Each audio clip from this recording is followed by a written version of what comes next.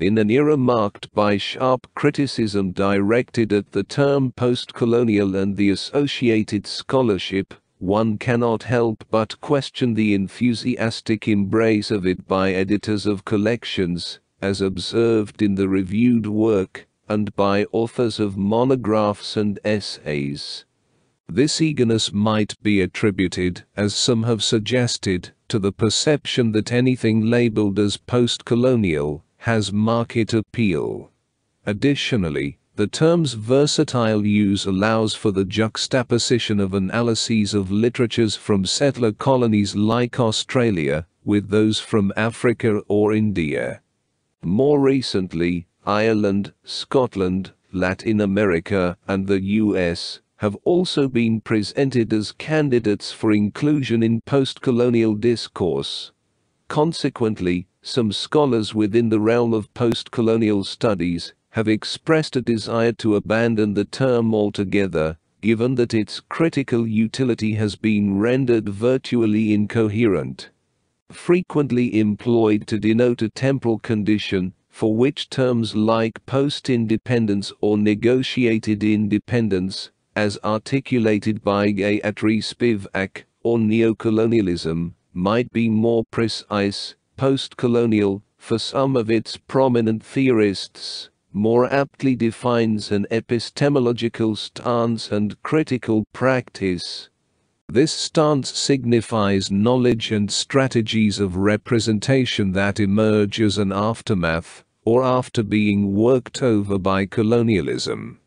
These postcolonial perspectives are deeply entwined with the technologies of colonial knowledge and representational practices, actively seeking to undo the structures of colonialism, while simultaneously inhabiting them, as explained by Jayan Prakash in his work on subaltern studies as postcolonial criticism. Comparing postcolonial literatures, Dislocations exemplifies several of the tendencies outlined previously.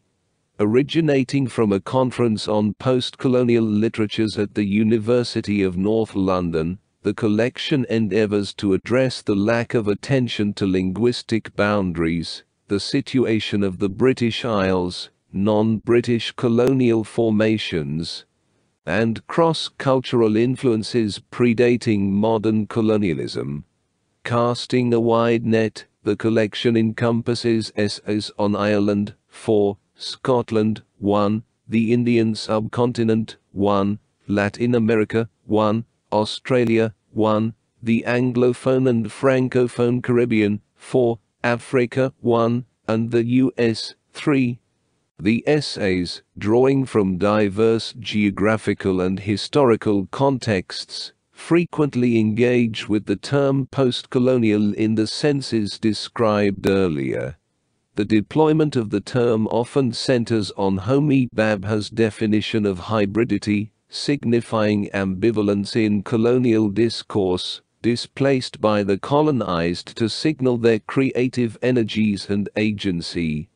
While addressing concerns such as migrancy, diaspora, and internal exile, with a broader focus on border crossings and cross-cultural phenomena, most essays in the collection primarily offer readings of individual works.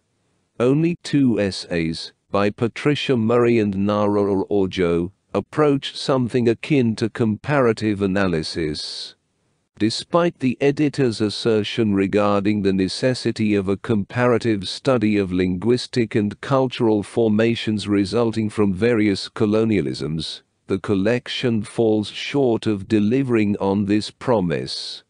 Although it claims to embody dislocation both as a subject matter and formal strategy within the essays, presenting itself as distinct from the current constitution of postcolonial studies, it largely repeats the critical maneuvers used to categorize a growing body of work as postcolonial.